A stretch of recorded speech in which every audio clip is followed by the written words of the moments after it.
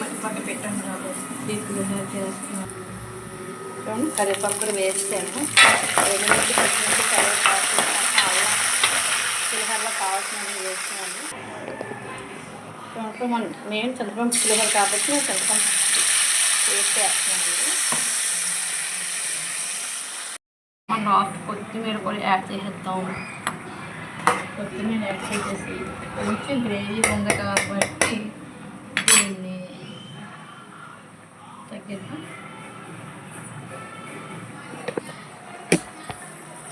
పక్కన మనకి పులిహోర curry ready అవుతుంది. రైస్ని సాగుతుంది.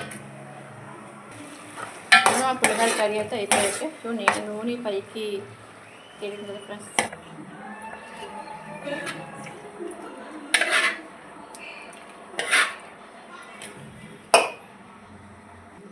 చూడండి ఫ్రెండ్స్ మన పులిహోర అయితే రెడీ అయిపోయిందండి.